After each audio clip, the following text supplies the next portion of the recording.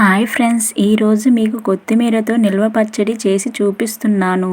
ఎవరైనా సింపుల్గా చేసుకునే విధంగా కరెక్ట్ కొలతలతో ఎలా చేసుకోవాలంటే చూపిస్తాను. నేను ఇక్కడ పెద్ద సైజు కొత్తిమీర కట్టని తీసుకుంటున్నానండి.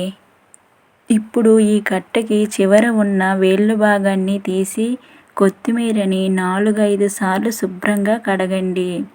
ఇలా కడిగిన కొత్తిమీరని పొడి క్లాత్ మీద 2-3 గంటలు ఫ్యాన్ కింద ఆరనివ్వండి. కొత్తిమీర తడి లేకుండా ఆరేటట్టు చూసుకోండి. మరీ తడి ఉంటే పచ్చడి పాడవుతుంది. ఇలా కొత్తిమీరని కాడలతో సహా కట్ చేయండి. ఇలా ఆరిన కొత్తిమీరని మీ ఇంటిలో ఏదైనా గిన్నె ఉంటుంది కదా, కాస్త పెద్దగా ఉన్న గిన్నెను కొలతగా పెట్టుకోండి. ఒక గిన్నె కొత్తిమీర వచ్చినట్టు చూసుకోండి. ఇప్పుడు కొత్తిమీరని పక్కన పెట్టుకోండి. 20-30 ఎండుమిరపకాయల్ని ఒక కప్పులో తీసుకోండి.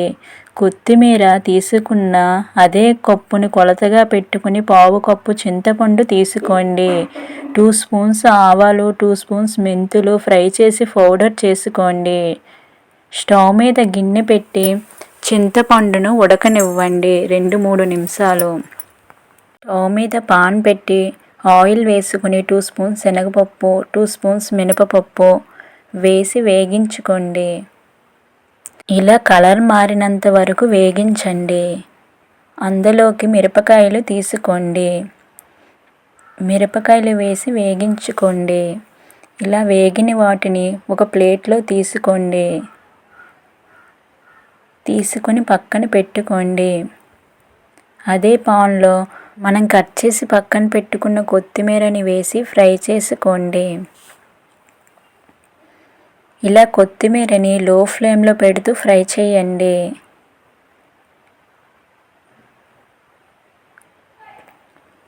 ఇలా ఫ్రై అయిన కొత్తిమీరలో 1/2 స్పూన్ పసుపు తీసుకోండి. మొత్తం కలిసేలా కలుపుకోండి. ఇలా ఫ్రై అయిన కొత్తిమీరని ఒక ప్లేట్లో తీసుకోండి. ప్లేట్లో తీసుకుని పక్కన పెట్టుకోండి. అదే పాన్లో కొత్తిమీర ఏ కప్పుతో కలుసుకున్నామో ఆ కప్పుతో 1/2 కప్పు ఆయిల్ వేసుకోండి. ఆయిల్ వేడయ్యాక పోపులు మినప్పప్పు, శనగపప్పు, ఆవాలు, జీలకర్ర, ఒక 10-20 వెల్లుల్లి రెబ్బలు వేసి వేగించుకోండి. ఇలా లైట్గా వేగాక ఒక 3-4 ఎండుమిరపకాయలు తుంచి కొంచెం కరివేపాకును వేసుకోండి.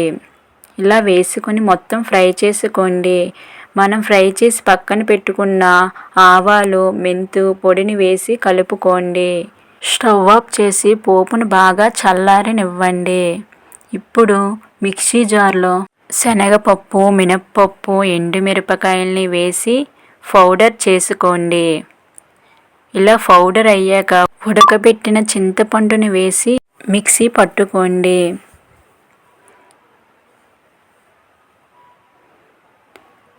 మళ్ళీ అదే మిక్సీ జార్లో మనం ఫ్రై చేసి పక్కన పెట్టుకున్నటువంటి కొత్తిమీరని వేసి 2 స్పూన్స్ ఉప్పుని వేసి వీటన్నిటిని మిక్సీ పట్టుకోండి. ఇలా మిక్సీ పట్టుకున్న పచ్చడిని మనం వేగించి పక్కన పెట్టుకున్న పోపులో కలుపుకోండి. ఇలా మొత్తం కలిసేలా కలుపుకోండి.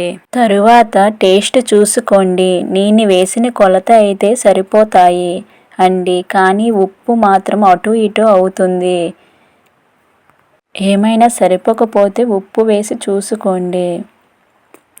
ఇలా మొత్తం కలుపుకున్న తర్వాత పచ్చడిని ఏదైనా గాజు సీసాలలోన తీసి పెట్టుకోండి. గాజు సీసా తడి లేకుండా చూసుకోండి. 2-3 నెలలు నిల్వ ఉంటుంది. ఇలా వేడివేడి అన్నంలో పచ్చడిని వేసుకొని తింటే సూపర్గా ఉంటుంది.